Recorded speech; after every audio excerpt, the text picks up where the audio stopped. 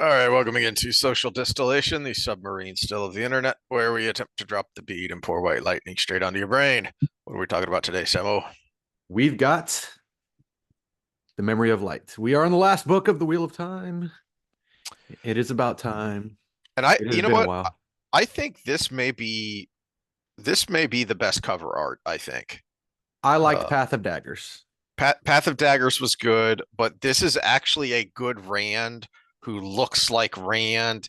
And even if you pull open the whole cover, then because on the back is Moiraine and Nynaeve as well. The the only problem I have with that is that um, the hair's not quite right, and Moiraine Which should be. which one?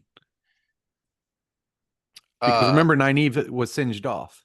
yes, but her, that's Nynaeve is in the yellow, and Mhm. her hair is kind of blondish. Ah, She should also be significantly taller than Moiraine because Moiraine is don't they? quite short. Yeah, but don't they talk about how short Nynaeve is too? I'll have to look that up. I didn't think so. Yeah, we, Um, we might be we might be talking about the difference between 4'11" and 5'1", you know? It's that's true. That's true. yeah. Because Moraine is noticeably short to everyone else. So that but I can't remember Nynaeve being in the same boat. But it's considering considering how uh it was such a running joke amongst the forums and the nerds at just how great the books were and how terrible the cover art was for so long. And so when you it's nice to end on a high note, Well, you Eye of know. the World was good. They came out good. Eye of the World was good. The cover art. Uh, Dragon Reborn was good. Path of Daggers was great. Mhm. This one is really good. Uh, Shadow Rising was good. Even the one of the problems with the art though is even like Dragon Reborn. So we would make fun of the art just being bad and looking at it and going, I feel like I knew someone in middle school who could do better art than that. But then even when the art was just good as art, something was always off or wrong, or that's not how a Trolloc looks. That's not how I envisioned Loyal looking. That's why does Perrin look so weird? You know, those kinds of things. Uh, so there was even when the art itself looked good, it didn't look good for Wheel of Time. Anyway, I got we got some comments to start with. Yeah, go ahead and you read here. All right. Fun fact: in Russian translation of books, fail is given transcription as faily, which brought me copious joy when she was annoying me through book four, except the finale, of course. That was awesome.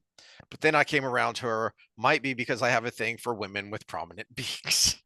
Which, as do I actually. For some reason, I don't mind a good schnoz. But the so I actually have a question, Isomorphic. Are you actually Russian? You talking about the Russian translation, or do you just know Russian and you like to read books in other translations as well? Uh, so that's a direct question to you. But yeah, that's funny. And actually, give us the phonetic if we mispronounced the way Yeah. it. Yeah, it was. Um, that's extra amusing because as I was being driven to my appointment today, my wife was complaining that she was paranoid about being too close to the wheel because of if the airbag went off, it would smash her face. And I'm like, well, the worst that could happen that I've ever heard of from an airbag deployment is it could break your nose if you're really close and it hits just right. And she was going, but my nose is flat enough already. Because she's Asian. Uh, and I'd always, originally with the way they're described and because of the tilted eyes and because they're horse people, uh, in my first reads, I'd envisioned the Saldeans as Mongolian of Central Asian steppe. It wasn't until later I realized, oh no, they're Eastern European horse people. The Hungarian that area, the Hungarian, the Polish, and they do have a much more prominent nose, but then they also have a very different look from other Europeans with slightly tilted eyes and the darker hair and all that. because they come from that Turkish or well, it's called the Turkish steppe, but it's the area in between the Ural Mountains and the Caucasus, and it's a big funny mess if you start to go into a deep dive of ethnicity and where things come from. There's a lot of peoples that come through there and just kind of intermingle all over the place, going way back into the Bronze Age. But I digress. Um, the idea of Matt using dice to decide where to go gave me a giant payoff for the Matt's luck superpower. That's a good point that we didn't even touch on.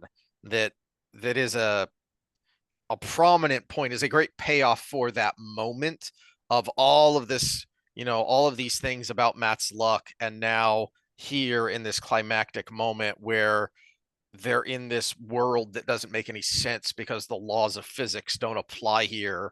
So he just pulls out dice and starts winging it. Um, but the idea of going back where you came from to advance forward scratched an abstract math itch for me so good, which was also enhanced by the fact that I was absolutely not expecting to find something like this in a fantasy novel. I also noticed, but remember, Jordan's bachelor's was in physics, so that's one of the Yeah. the tilts he brings, one of the unique views he brings to his style of writing. I also noticed that as Matt is given more to do, he becomes his old RJ self because Sanderson doesn't have the time for buffoonish internal monologues. That's a good point, and I think it's kind of what we were saying about the dialogue versus inner monologue. It's when something is happening, he definitely seems more Matt-ish. Um, So you spoke about RJ being better at conveying emotion. I agree. I noticed this since the fight with the Golem. Sanderson writes a lot about a particular way Matt swings Yashandari, and funnily, RJ simply using names of forms is so much more effective. It's Yeah, it's what I'm going to say here, he never yeah. used the forms with Matt because Matt never learned the forms. Mhm. So that's RJ's forms in Rand's fights with But he Turok and still everything. used a similar technique when he Hmm. would talk about Matt fighting because it was more about the emotions and Matt thinking Well, let's look at Matt's fight with Gallet and Gawain. yes. It was more of he didn't overly describe like Sanderson does the way he swings it. He would say he would in Matt's mind. I'll just kind of paraphrase it. It was like, oh look, an ankle, boom. Oh look, his neck is free, boom. Oh look at this. Oh look at that. Hmm. Yeah. Hmm. Yeah. um oh, I need new glasses. At the same time, it's as if there is little of substance going on inside Matt's head. That may be one of the things that I couldn't put my finger on why, though, that chapter just didn't do it for me, like say his first encounter with the Golem, which was much more impactful. It's the general issue with Sanderson's weaker ability of writing internal monologues, amplified by the way he writes Matt. Bullshit, bullshit, unfunny, bullshit. Swing Ash and Dirai. Sanderson in the zone on a midnight writing binge, and then suddenly Matt does something that makes sense. Sanderson remembers RJ's cliff notes, could be, where RJ would probably show us Matt frantically searching for the right course of action, going through possibilities, plus a little levity, build up in tension, and then Matt executes. Payoff. It kind of happens when he figures out how to escape. But notice how Tower of Genji is mostly written as a sequence of events with occasional comments from the participants. When the comments come from Noel or Tom, it's pointing out something to the reader. When it comes from Matt, it's some unfunny BS. There's little internal monologues. That's what makes it bearable, but also it makes it somewhat forgettable. Hmm. Don't want to be too negative. These chapters were very good. And it's true, they were very good, but it is a very clear demonstration in the difference in style and why, again, back to why we started doing this. When the series wasn't infuriating because of the dumb choices they made, it was utterly forgettable. We're either griping about something dumb that they did, or it's what happened here, what was this, what was that, whatever, who cares. And that is one of the problems I've had with Sanderson. And I've read, I think, and again, I think I've read 4 Sanderson books. I couldn't tell you for sure, and I could only barely tell you what they were about. Hmm. because just the way he writes is apparently it was engaging enough for me to finish those books, but it wasn't engaging enough for me to remember what the heck happened. Yeah, and this is again, this is a passing of the torch issue. Being someone who's mentored other people in my profession, I do things the way I do things. And if I've got something I want to happen 2 years from now for somebody, that's a big effing deal. And if I keep doing things the way I do them, it will work out the way I want it to. But if I was to all of a sudden not be able to do it and hand it off to somebody else, I would have to make the decision in how I hand that off in you need this to happen at this time because I am no longer in control of everything that happens up until that Mhm. time or how they're going to deliver that same thing. Where so at that point, as the person passing it on, and time was rushed for Jordan, and he probably wasn't feeling very well most of the time. Yeah. He had to say, okay, do this, do you till the end, because this Tower of Genji thing you might not be able to pull off. And that's a tough thing because the Tower of Genji is so off everything else in the entire storyline, Mhm. but it's so needed for the end that Jordan probably had his plan for pulling it off. But explaining that plan to somebody else is not an easy task. Well, of course, the plan. Think about how much the tower has been set up, because um we got the tower way back. Wasn't it book 4 where Perrin is following Slayer and he stops at the tower? I think that was Yes, in that's book book 4. 4. Yeah, yeah. And so you get the Well, we see first the hints of Tower of it. Genji in the first book. That's Yes, we see it. That Yes, Mhm. that we definitely need to make that point. We see it, and Bale Doman makes a point about this, strange, weird thing, and then it goes away until book 4 when we learn about the doorways, and then Perrin actually goes to the tower, sees the tower, and then again later with a different doorway, in Ruidine. So we have all these things being set up, and then of course more doorway set up with Moraine and Lanfear falling through the door at the end of book 5. So, and all these callbacks to it through Matt's storyline. So it was definitely a big thing that he was setting up. Uh, One of the nits we've picked at is how this thing that happened should have had more payoff. We should have had it, kind of sprinkled throughout a little bit more here and there. And that's where the Tower of Genji is so satisfying, and why it's more of a we're not griping so much about Sanderson. It's more of a bittersweet thing of, it's nice to finally get this payoff. It's just, damn it, I wish Jordan would have been the one that was able to do it. Well, yeah, and again, this is the counter gripe to Sanderson is as someone who's tried to duplicate myself as much as possible, it's an impossible task. Hmm. It is an impossible task, and when you have 10 books of fandom over the course of 20-ish years, there's an expectation that's insurmountable for any writer. And I think this was a moment that only one person can pull off because it was such an abstract ideal Hmm. that you had to have his mind to do it, not just a few notes. Yeah, yeah, it's a good point. In fact, you talk about the physics background. He probably was going to include a lot of that. That There's a someone with thought, another yeah. background that's similar would have been like, aha, I see what he's doing here. Hmm. Oh, string theory. All right, cool. Yeah, yeah, yeah. Um, well, I think that substituting Androl for Abel could have worked. I prefer it to be Androl. I generally don't like characters getting involved in too much. Abel is Matt's father. Let him just be that.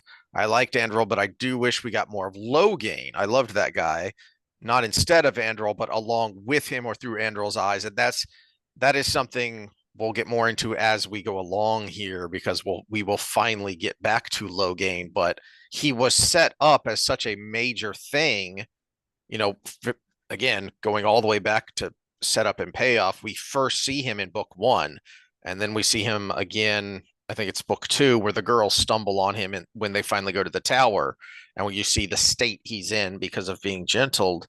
And then we have Min's vision of him. And then you think, oh, we're starting to see that when he helps, and then he just when he helps Sawan and them, and then he just kind of disappears for a good long while, and it's oh, he's in the Black Tower now. Oh, something's gonna happen, and then it just kind of gets forgotten, you know. And we don't see a ton of him, so that is, I think Loghain's story or potential story is one of the dropped balls at the end of the series. Mm-hmm. Um, Yeah, for a number of realistically, reasons. after he was healed, Logain should have probably taken about the same depth of role in different ways than Cadsuin, Mm, because that should have been the parallel storyline mm, kind of there, where he's becoming the next big thing in the Black Tower, despite Taim, uh, while Cadsuin is doing her thing and she's basically pushing the tower forward even though Egwene still exists. mhm. So you could have had that. Yeah, yeah. Um, I would have even liked to see some diplomatic sessions between Logain and Egwene. hmm, That would have been pretty cool because that would he have been was a interesting. Yeah, lord and he does know how to lead. And yeah, we get hints of that, but we don't actually get that in his what we see of him in the last few books. yeah. One of the few moments of that that we see is that scene where he goes to the sea folk and tells them, "Okay, time for you to uphold your part of the bargain." Hmm. And he is very, masterful there, and he is, no, I'm in charge. But it's a very brief moment, and then he just kind of disappears. All right. I agree. The Varen letter seemed like an awkward plot contrivance. Now that I think about it, perhaps it was meant for a way, it meant as a way for her to play around her Black Ajah oaths. And I think that's the clear implication is that, because she kind of says as much in her talk with Egwene that she's made arrangements and all these things, and it's so she has not broken her oaths even in betraying the plans because she wrote them down but then sealed it up, and it's not going to be able to be seen until after her death or in the hour of her death. So she's able to, uh Aes Sedai legalistically work her way around those Black Ajah oaths. She was probably involved in preparing the fall of Caemlyn and couldn't just tell Matt what's up, or just knew it because Varen's freaking Varen and she just figures stuff out. But I wish there was more of a setup for it, like maybe her remembering the letter just before her death, since she no longer would be bound by the oaths, but Egwene is dismissing it or something, or Egwene busy with so many other, emergencies and disasters and stuff that it keeps getting pushed and pushed and pushed. And then you would have a moment, here, uh, in chapter 1 where Egwene sees that, oh crap, Caemlyn's on fire, and this is what Varen was trying to tell me. But otherwise, it does look like Varen was coy about something so severe as if her being placed in a mat chapter in the Gathering Storm infected her with the clown virus. It's fine to make us work a little, but I shouldn't have to work so hard to make it make sense when the alternative is that it's just a stupid plot convenience. Yeah. Yeah. Clown virus indeed. All right. About Uh having camera issues, as I was telling Heath before we started that every time I sat down to read or eat or anything all day, people kept calling about roofs and stuff. We just got through a hurricane, so I am eating in between. If I ever, I'm not as cool as Hotep Jesus, where I can just eat chicken wings on the video. So if I do disappear for a second, I am listening and I will be talking. I'm just also eating. all right. Now on to the quickie here, or at least I think it'll be a quickie because we're going to go through the prologue in chapter 1. Um di- we may just have to read and see how long it takes us to go through something, um, because there aren't convenient stopping places here. Because both of these, the prologue is got a ton of different points of view, and there are a number of them that switches back and forth between in chapter 1 as well. I'm not sure there's a single chapter that's one single point of view, not that I can recall anyway, and from flipping through.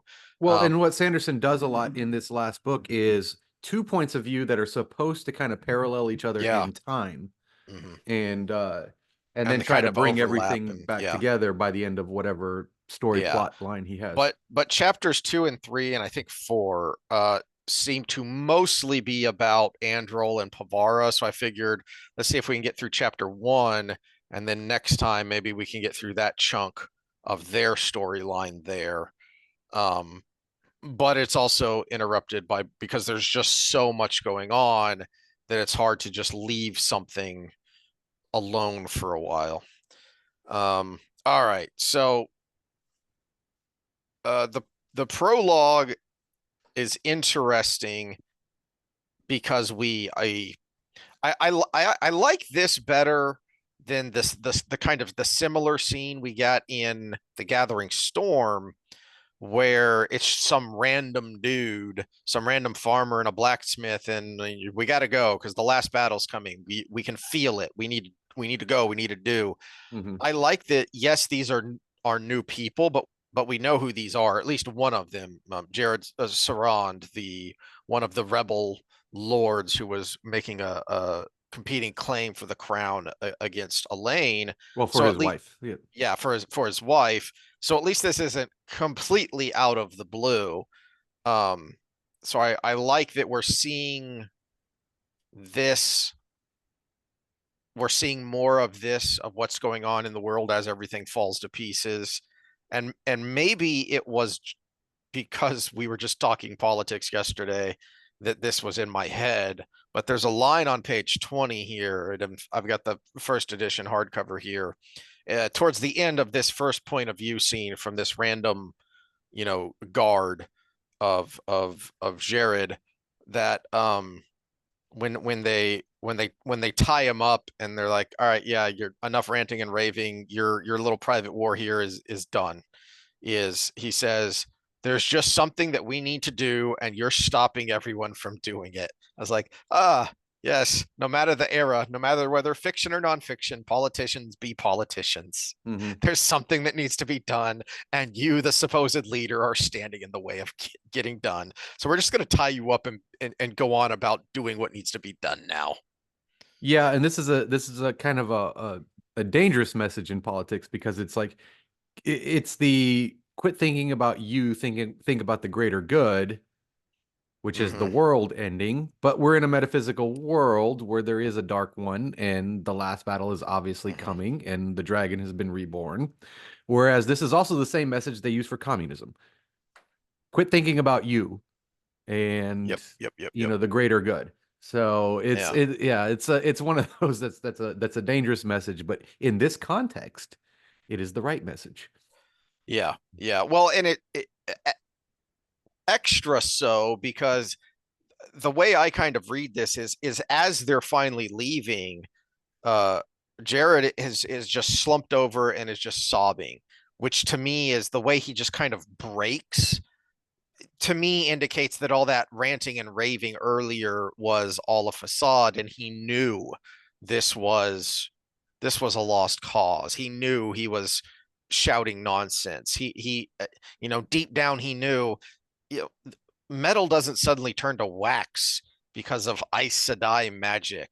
Look up at the sky. Look at what's going on here. No, the world is literally coming to an end, and you Mm. know it, and now you're being forced to admit it. Well, I'm going to blame the White Tower a little bit for this because they kept everything so in-house. We Yeah, see throughout the entire series, any anomaly, people do say Aes Sedai magic. They that's a good don't point. know what they're capable of. They don't know what it entails.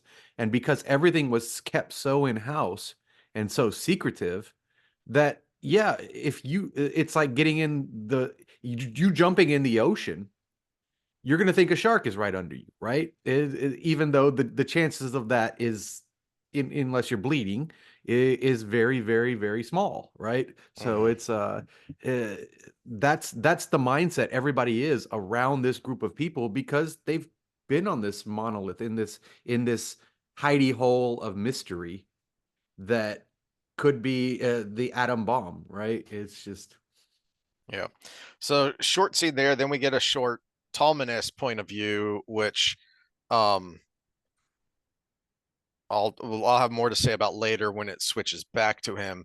But I will say one of the things that really jumped out at me in this prologue is um even though there's mostly what is happening here is kind of action as you know stuff is happening, what makes it work and what makes it so memorable is that there are so many character moments that are happening here.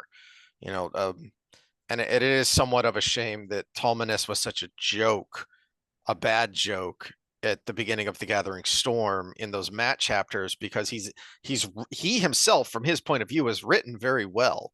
You know, for the most part, I find him to be one of the better characters that Sanderson writes. Are these Tolmanes points of view that we get in the prologue in chapter one. Um, but then we get an interesting scene from Assam's point of view. Uh, Yeah, that's kind of the highlight of the prologue, of I think. the Yeah. yes, for a number of reasons. Is one, it's interesting how he thinks about himself, since you do have this duality here. So and there's this interesting contrast since um What one thing I want to know, and what we don't get here, is the reason Lord Luke can't be right here is because he's physical in the physical world, so he would have had to travel there. But what happens when Isam comes into the physical world when Lord Luke is still in the physical world? no, he's able to switch somehow, and we don't know. We never learn how that works, Mm. because remember, in the Two Rivers, he is Lord Luke. Hmm. And then in the dream world there, he's Assam, because Assam's the hunter. That's what Assam wants. Assam's the Yeah, but hunter. so are you saying Lord Luke's in the dream world now?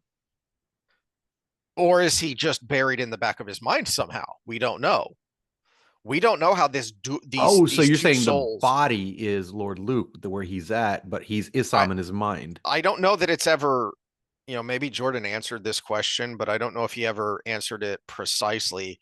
But it seems to be that there is one body and two souls inside it. And somehow, and I think this goes to your point about the Well, world that's of what I'm saying, because dreams. he talks about in this thing that he can go into the world Yes. of dreams right now Yes. as a phantom, basically.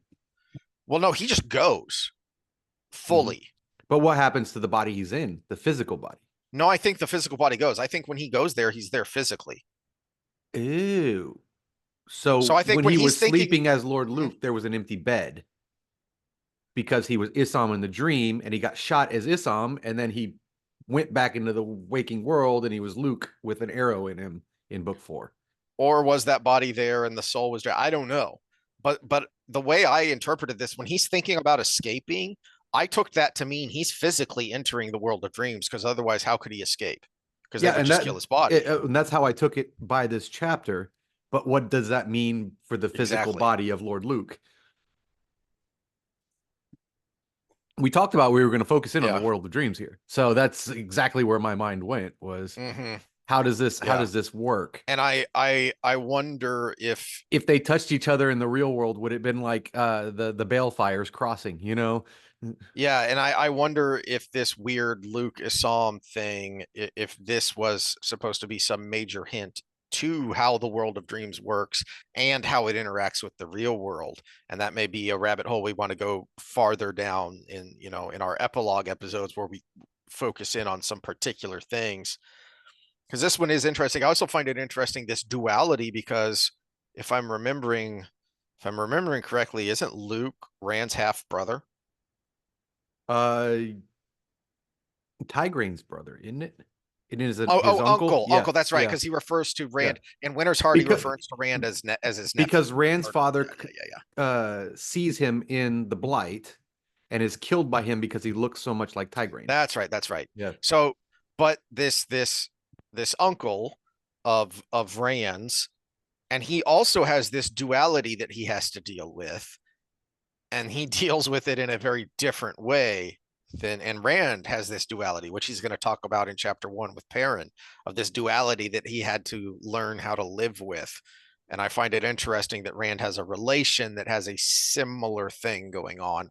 Um, the other thing I like is that it really humanizes Isam, and you see how he grew up in the blight. You see in some ways why he is the way he is. Yeah, And and even so a there's a bit grain of of sympathy humanity there. where he's like, Exactly. please run, kid, please run. Hmm. Um, but the line that jumped out at me is on page 25 where he's looking around. Um, where is it? What page did you say it was on yours? 25. 20. Um, Because I'm seeing if there's a pattern between the two books yeah. this way. uh,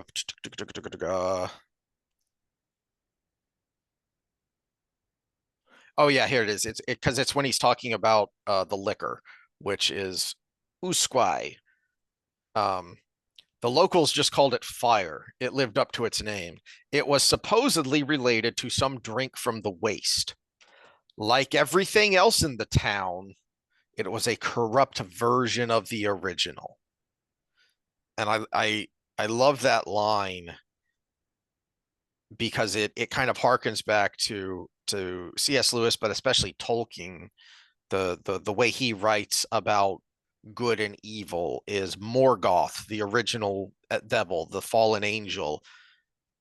Morgoth happens because he decides, I want to create like the creator and I can do just as good a job, if not better.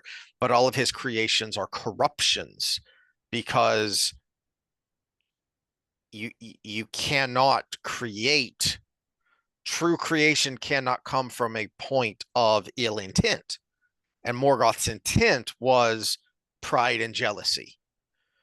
And so all of his creations were corruptions.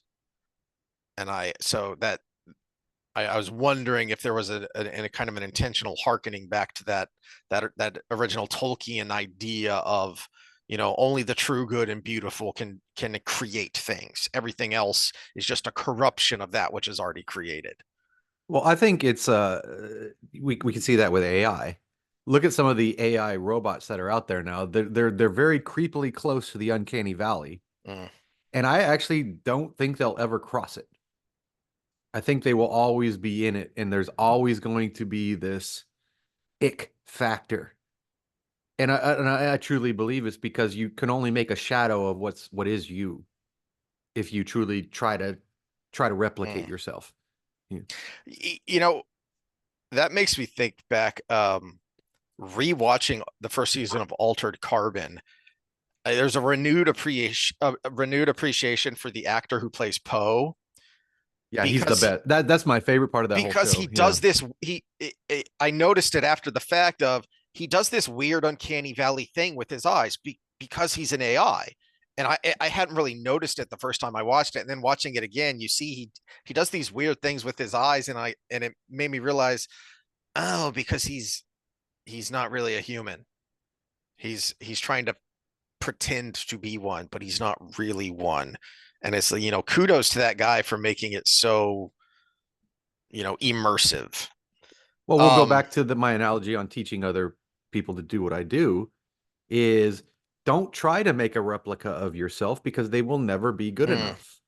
What you do is you teach them everything you know, and then if they're better than you, it's because that was them. and then make them the best them. Yeah, Yeah. yeah, yeah. Whatever makes them better than you, or at least as good as, was part of them already. And so there's no way you can recreate yourself perfectly. And it's kind of analogized here in a very evil way in this town. Speaking of evil things, there's this interesting scene that I don't have an answer for, but I find interesting, and maybe we can dive deeper into it at some other point. On page 27, uh, Assam notices a procession going down the street, which is Mhm. carriages uh, accompanied by 13 Murdral. And he knows what that means is that there are 13 women in those carriages to go along with those 13 Murdral. And then he has none of the Samanase return to the street. They tended to avoid processions like this for obvious reasons. They had strong feelings about such things. The carriages passed, so another had been caught. Isam would have assumed that the practice had ended once the taint was cleansed. Does he mean the practice? I'm wondering, does he mean the practice of The Aiel send their male channelers to the blight. That's the only thing it could be. Or did he mean the turning of, because it made me wonder, wait, do they turn so that they can be connected to the Dark One so that they can be protected from the taint? No, no, Or is no. this I think referring to the the Aiel? Murdraw with the channelers is a forced Hmm. turn. So what he's implying here is the people the in Asai, what is it, Sama Insai, Yeah. they are previously turned Aiel channelers that were captured instead of killed that went to the blight. There's an implication that that is how that group started, and that many or most of them are. There's also an implication that that not all of them are forced turnings. No, no, no.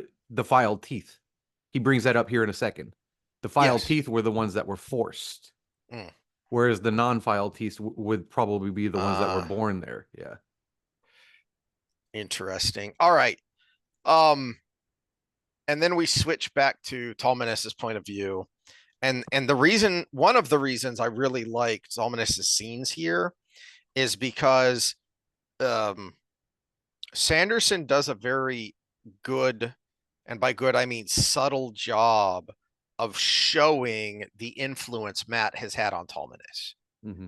And you get a lot of that by Tolmanes basically wishing Matt were here and thinking, well, what would Matt do? But then, to the point you just made of, don't be Matt, be the best you can be. And he does. And he's not even realizing it because he's just doing.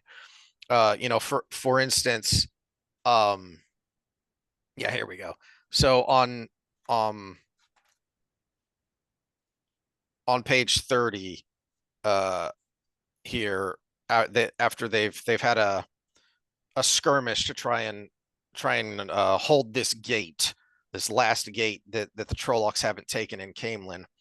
Um, and he's told that at least 100 of his men are dead. Light, Matt's going to have my hide when he hears about that. Matt hated losing troops. There was a softness to the man equal to his genius, an odd but inspiring combination.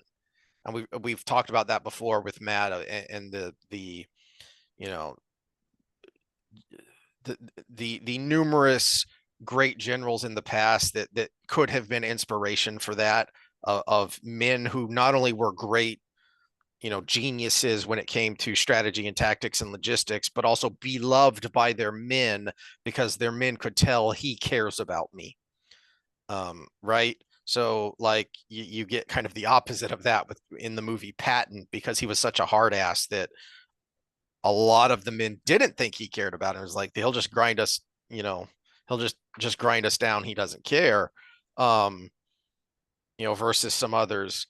But the point is that inspiration, uh, you know, leads to page 32, the end of Tolmanes' scene here, where he's thinking about that, and he kind of doesn't realize the consequences of that inspiration is that he's able to go over to these mercenary groups, and you know I guess a little Tavarinness has rubbed off on him because of the way he's able to convince all these mercenary groups to, hey, stop standing around, come over here and get in the fight.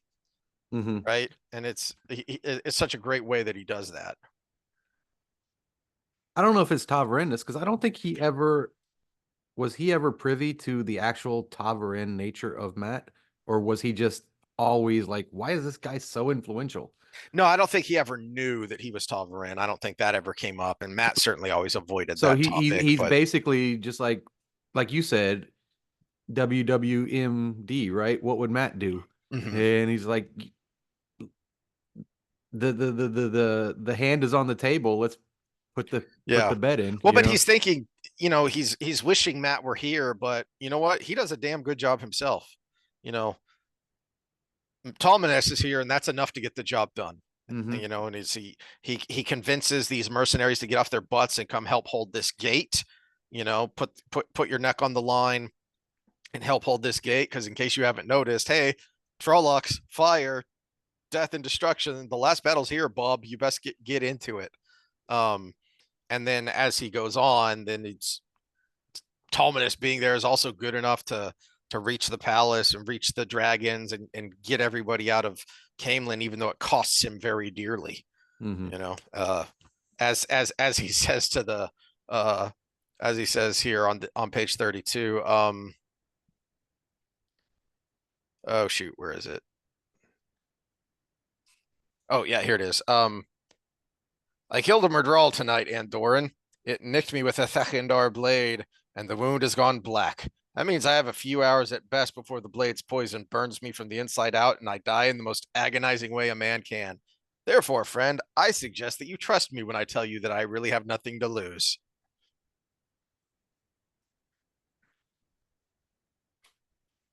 This is a great moment. I love almost all of these Talmanes scenes. I have a little quibble later, but for the most part, this is because I don't think we never got a point of view from him from RJ, so far as I know.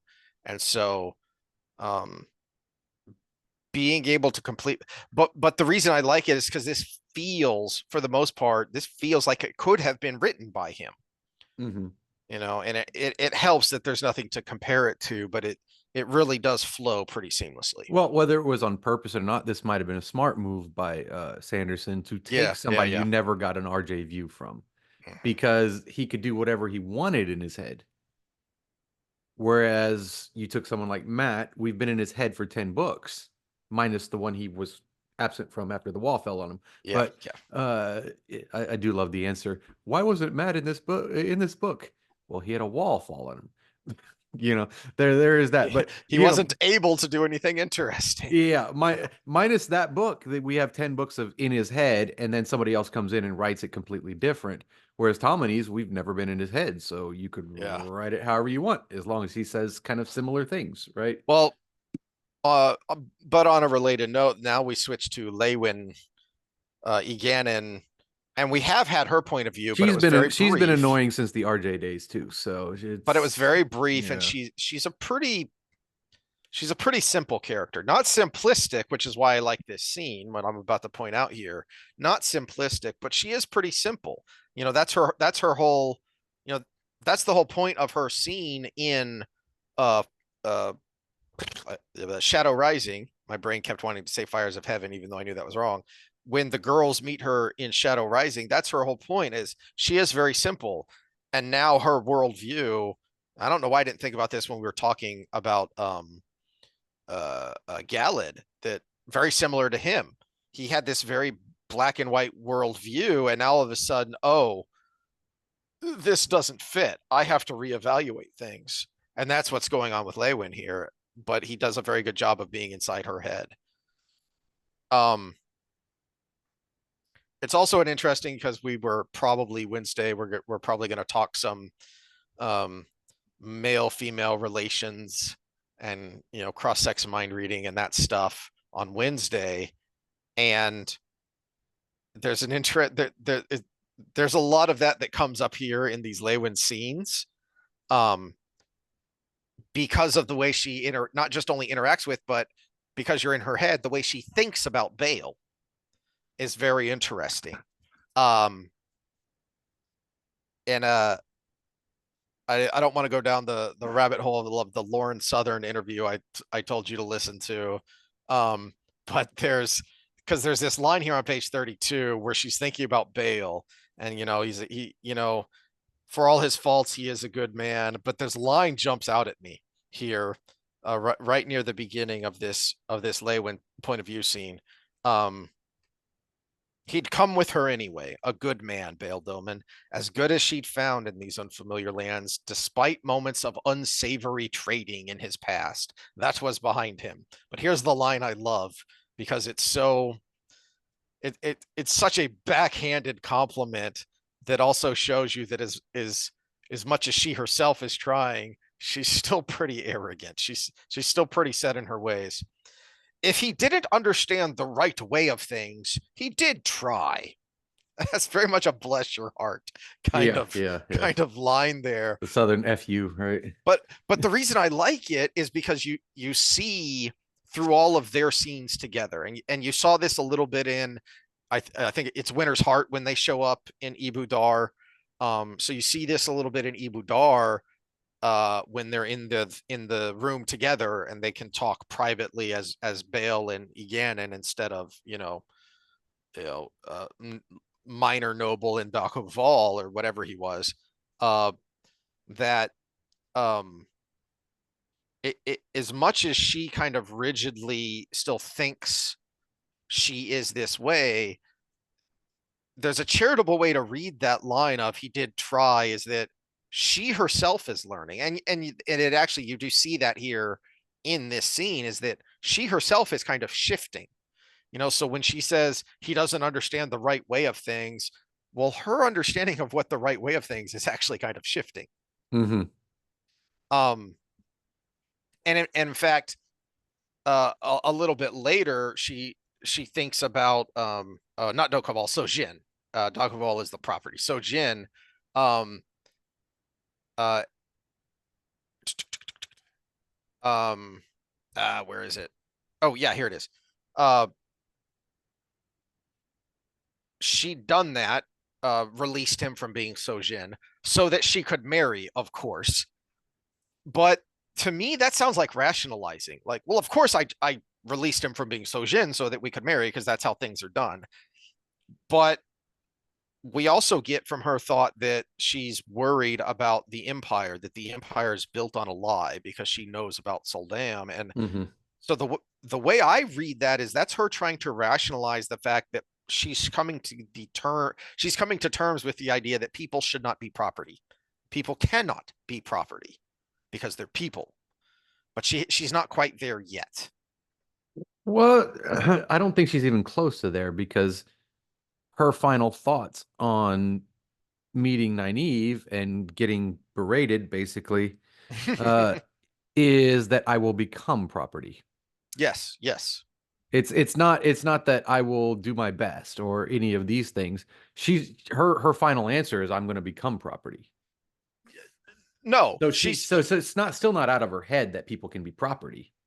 well, that leads me right to my next note, which is on page 34 here, where she's having this back and forth with Bale, and he says, "You do no longer be one of them. I will always be one of them. My name was revoked, but not my blood. I do be sorry for the insult." She nodded curtly. "I am still loyal to the Empress, may she live forever, but the Domine, they are the very foundation for her rule.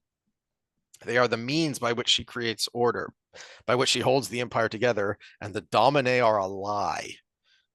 It, to me, this is a great illustration of what honor actually is. That word gets thrown around a lot, and it kind of jumped out at me that there's this interesting parallel between Ganon and Avienda. They're both very similar in their way, in their rigid concepts of what honor and tradition are, and they both have to come to terms with the idea that, oh, well, maybe this way of doing things isn't the only way, or isn't the best way, or oh, it might actually be the wrong way of doing things.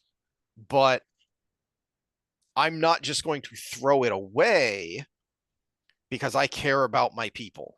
I care about where I came from. I'm going to try and find a way to fix this. I'm going to try and find a way to square this circle, even if it means I have to do things that are, that are dangerous, that are uncomfortable, that, 2 weeks ago I would have said, you're a terrible person for doing that. I'm going to try and square this circle. Um,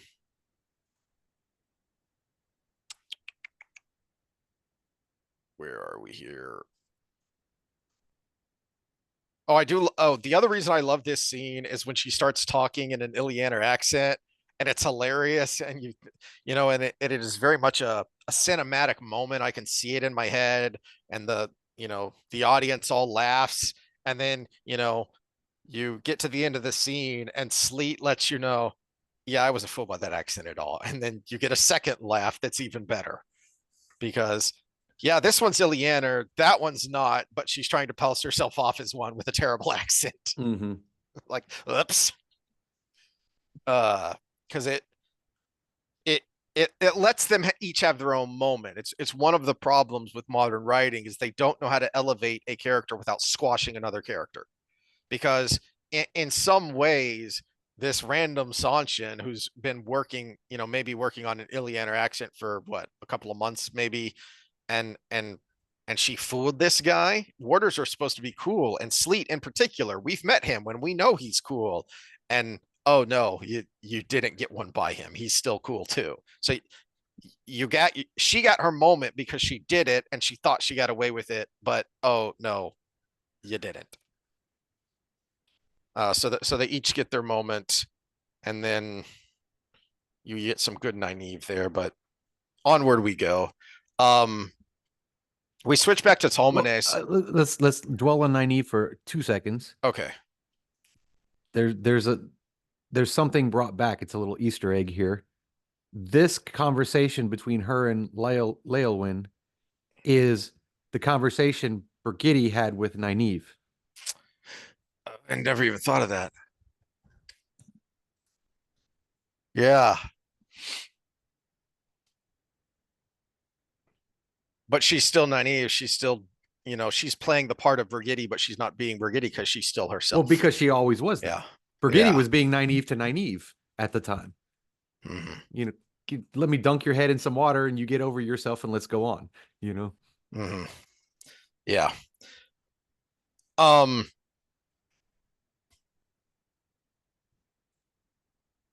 So page 39, we switch back to Tolmanes, and we're being introduced to some new people here. And that was the thing that jumped out at me here is that, and this was kind of my gripe about Androl, is that out of nowhere we get someone who becomes a very important figure in the last couple of books. To me, this is a great way to introduce new characters. Here's someone, make the world feel real, because we've got someone named Melton here who he seems to have something of an odd history himself because he dresses like an Andoran, but he talks like a Borderlander, and he somehow knows these Borderlander remedies for a Thekindar blade, right? And he's trying to help Tolmanes, and he also in a very Borderlander fashion says, "I'll be right next to you with my sword. You just give me the signal if you need me to use it, for what's coming." Which is, ouch, that's harsh. Yeah. But well, it's also, not having what he just described to the mercenary, the most painful death of his life. Yeah. But it's quick, it's simple, but it's also meaningful. This is what made Jordan so good, and Sanderson does a good job of it here. Here's a person, you've just got a couple of seconds, you've just got a couple of lines, but he's got to be a real person in this real world, or else everything falls apart. This whole, suspension of disbelief that we're willingly giving you because we know we're reading fiction, but we want to be, for a moment, we want it to be real. And that's why these little moments, these little characters, it's the old saying, I can't remember who it's credited as saying, there are no small parts, only small actors, is you may have no line, but if you're on stage, you're there for a reason, and you need to help make that scene real. And then Tolmanes continues to be a badass, and then we switch to Avienda. Which in this version, there's no break in that page. Oh, really? So yeah, so you go from I had to read it like 3 times because it goes, "Form ranks, men," Tolmanes shouted. "We push for the palace." The sweat tent felt completely still.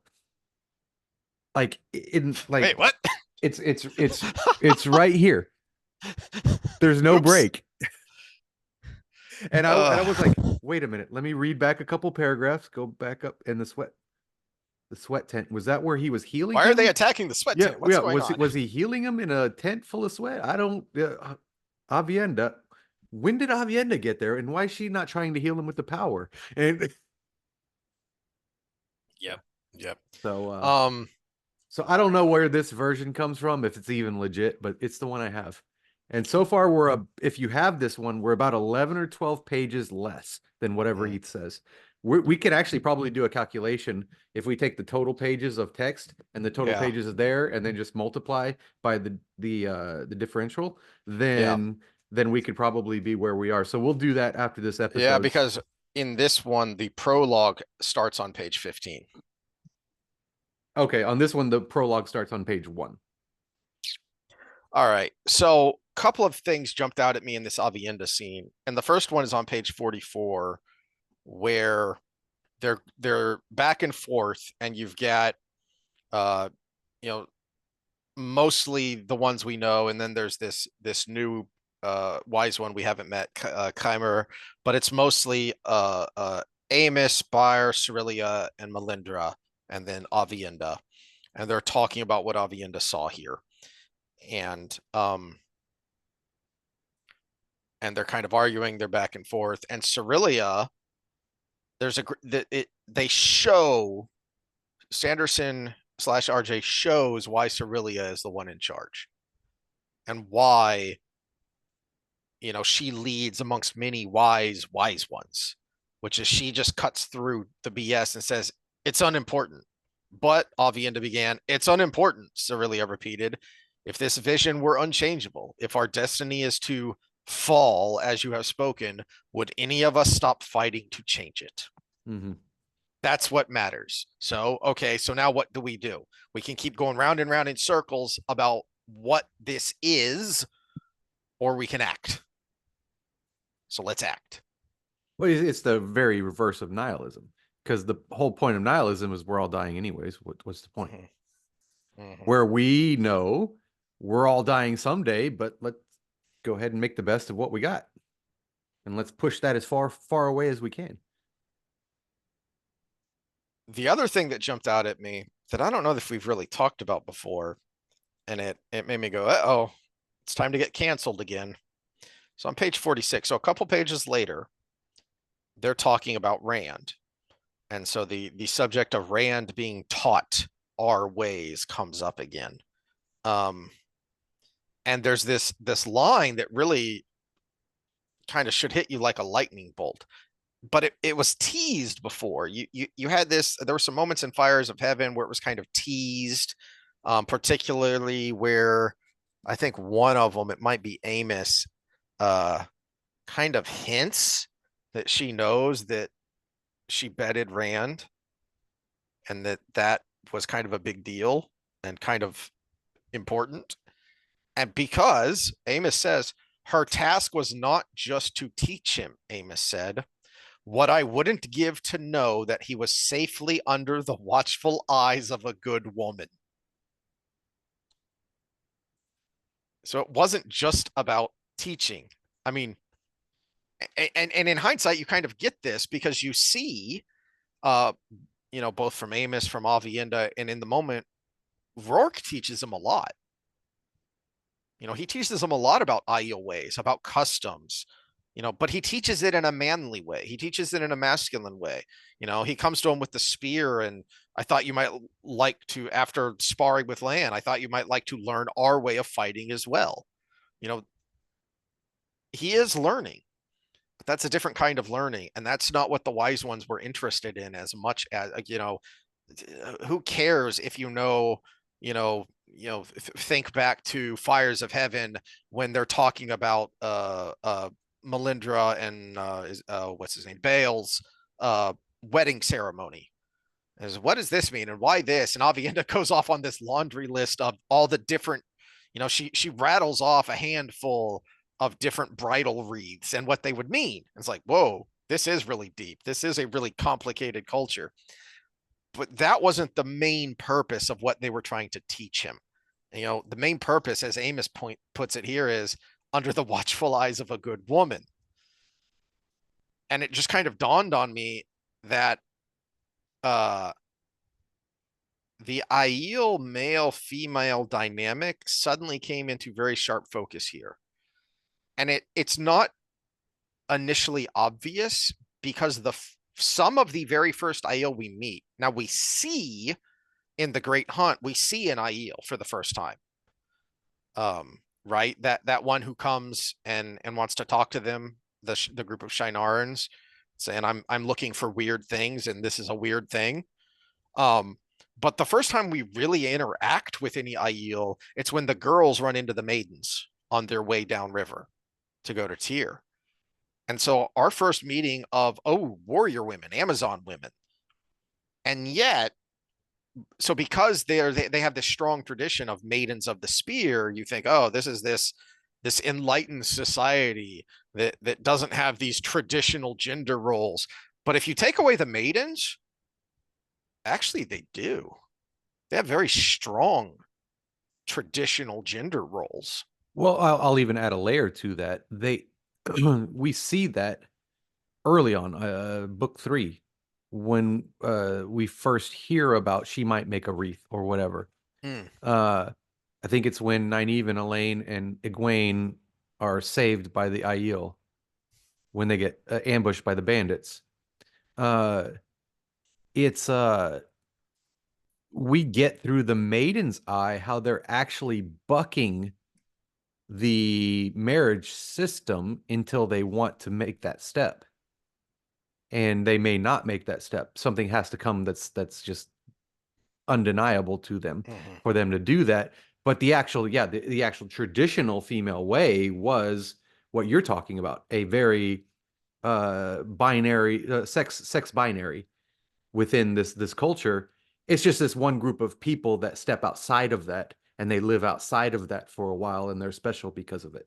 mhm, So we saw that way back, but uh, when we talk about Rand in general, and this is where wisdom comes in, where wise ones come in, is when you talk about a female behind a good male is in the wild as male female animals go, the male goes, knocks up a girl, and leaves. That's the dynamic of everything, except maybe birds, right? The birds are a little different, but because of our big brain and long development, over time we have developed the need to think about the future in a different way than just spread my seed. mhm, And that is something that, not to break everything down to its bits and parts, but that is something ingrained in us that makes us human. And when we talk about Rand, he needed to be human. He needed to be grounded in civilization and humanity and not just go do thing that saves world. mhm. Yeah. Yeah. All right. Where was I? Oh, then we get a little quick scene. Or actually, we get more Mortominus being awesome. Fight, fight, fight. Be cool. And then we get a short scene between Androl and Pavara, and um, and then uh some of the guys who follow Androl's lead, Amarin and I forget the other guy's name. They come in and they're talking about what they've learned because they're trying to figure out if they can sneak out of the Black Tower or not. And the younger one is basically griping about the Lord Dragon, Candler. Here we go. Here he is, of page 56, not the bottom of page 56. The Lord Dragon, Candler said with a snort, taking a seat by the wall. He's abandoned us, Damarin. We're nothing to him. And then Androl cuts him off. The Dragon Reborn carries the world on his shoulders. I don't know why he's left us here, but I'd prefer it to assume it's because he thinks we can handle ourselves, blah blah blah. And he goes on and on. And you know, so sorry to contradict ideals again, but that just made me even more wish this was, if not able, someone like that, and that he's because to the point Well, you just made he's about, correct. It could have been Logain here. but the reason Abel jumped in my mind is the point you made about Rand needing to be a man in the world, of the world, not just this symbol that saves the world. And I would have loved it if this was someone who was not just sticking up for the Lord Dragon, but sticking up for Rand al'Thor. And hey, he's just a man, a young man. Candler's one of the younger ones, so maybe even younger than He's not any older than you are, Candler. He's got the weight of the world on his shoulders. Come on now. He can't be everywhere and do everything, so we got to take care of this ourselves.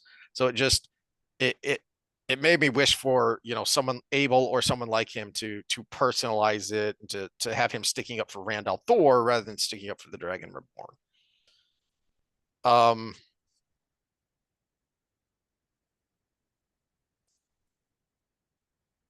And then we go back to Talmanes and the kinswoman saying, "Yeah, sorry, you're too far gone. I can't heal you." And Talmanes says, "Well, better go down swinging then." Because that's all you can do. But then we get this interesting, starting on page 65 here, we get this interesting scene of the remaining chosen, and there aren't very many left. And the reason it's interesting to me is because this is a dream shard, and Moghidian is thinking about it. And so you get a bit of an explanation of it. And so it made me wonder if this idea of what a dream shard is and how it's created, if this could be a clue to something, if maybe this is a clue to the world of dreams and how it's all connected. Because here it is. So right at the beginning, third paragraph of this point of view scene of Moghidian's. But then this wasn't completely Teleron Riyadh, nor was it Morden's dream, but a melding of the two, like a temporary lean-to built off the side of the dream world, a bubble of merged realities. And I found that interesting in and of itself as we sit here and ponder the nature of the world of dreams and what it means. But then a few pages later, when she goes over to look into the water and she sees all these bodies chained up and tied under the water in this, in this Dantean kind of torment of forever drowning, never able to catch a breath, but also never dying. Holy crap, that's terrifying. So Thank you, you're Sanderson. I'm never going to sleep tonight. yeah, you're saying to parallel it's like maybe the dream world is like a purgatory where this is actual hell. Well, no. Here's I wasn't even thinking that. That's interesting, but here's what I was thinking, because Moghidian has this thought of these might simply be figments, but it was possible that they were ones who failed the great Lord. Wait, but if that's true, then how did they end up here? Does Morden have the power to pull actual people, actual souls, whether or either souls or people who are asleep in the real world? Does he have the ability to pull them into this dream shard? Or well, they talk about the Dark One having his domain in death. This is actually another weakening of the opening to the Dark One himself. So we're peering into the bore itself. Ooh, could be. It's terrifying. Yeah. And then the only other thing that happens here that's interesting is that we get a new chosen, and he is no longer to be referred to as Taim. His name is Mahail, which I found interesting. I also this is one of those loops that got closed because so many people had their theories, because this is the moment you knew, oh, Taim was not Demandred. But they have this moment together where they kind of share this look, and Moghidian recognizes, oh, these two already knew each other. And I don't know if it was ever confirmed, but I think the inference is that Demandred is the one who recruited Taim. And that's one of the reasons they have this kind of that would be impossible, because competition going on. Taim was around when only Ishi was out. I'm not sure about that. No, because we get stories in Eye of the World about the turmoil. Well, yeah, we don't know when he was recruited. I mean, we don't know when Taim was recruited to the Dark. So what, was he already a Dark friend when he proclaimed himself the dragon? I don't know. Doesn't he make a comment about when I was doing this and my horse reared up? Oh, that's later, isn't it? Sorry, later. Spoiler. Sorry, spoiler. No. That was when the vision of Rand fighting Baalzamon appeared in the sky. Yeah, but he makes comments about his mission for the Dark when that happened. I don't know. I'll have to keep an eye out if that happened or Yeah. not. Okay. So I think that But happens later one in the of the fifth. one of the inferences, one of the reasons the Temaindred theory existed is because of how old Taine looks, and he Hmm. shows no signs of insanity. So the theory was, well, he must be bound. He is either Demandred or he's a dark friend because he's not suffering from the taint. Hmm. So it does kind of depend on how long he's been a dark friend.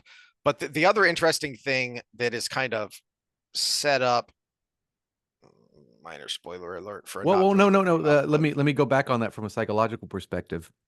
The taint probably affects you more if you're trying to be good. Just in normal human psychology. there's a thought. Because if you go with it, are you really crazy? If Yeah, you're like, yeah, yeah, voice in my head, you're right. yeah. I should rule the world. Or if you keep fighting it, are you driving yourself crazy? Yep. He could have been like, this is just my own conscience talking. I should be the ruler. My last thought here, um, because I do find this interesting, is Demandred says, just remember my requirement. I face Althor on the field of battle. His blood is mine and no one else's. And then Moghidian has this interesting thought. Demandred had been changing lately. Once, he wouldn't have cared who killed Lews Therin so long as the man died. What made Demandred insist on doing the deed himself? So there's another little tidbit of interesting setup. And then we last scene is Talmanes. Um, and this is yeah. So the last scene is Talmanes blowing a hole in the wall of Camelin so that they can escape, which was pretty cool. And then he blacks out. Poor guy. Um, all right. Do we have time to go ahead and go into chapter one here, or should we just call it there? Um, Would we got 30 minutes till our next thing? I need this to render. Yeah, let's just make this a prologue episode. okay. Yeah, and then we'll go forward from there. Okay. Yeah. So like I said, I was hoping to get through chapter one, but it doesn't matter that much because there's so much back and forth in these books that there's going to be a lot of overlap. So we will have prologue episode here, um, and then we will go into chapter one and see how far we can get next week. All right. Keep bringing those comments. Those are always fun. Scott, where you at? I'm actually worried about you, dude, because you probably kind of having a general idea of what part of the state you're in got hit by this storm too. So hopefully you got Yeah. power, you know. Or are you having to sleep outside and cook possum over an open fire? No, there's still places near me that don't have power. So it's Yeah. luckily our house is on the police grid, so we were first on the list. And Yay. that's something to look for when you're looking for a house, by the way, where the power grids mesh Yeah, up. when we had that huge cold snap, we actually only very briefly lost power because we are on the grid for two different fire stations and a hospital. Yes, the hospitals are important. Yes, Yeah. they are. Especially Ben Taub near us, where they send combat surgeons because there's so many gunshot wounds. But Practice yay, makes perfect. Houston. Yay.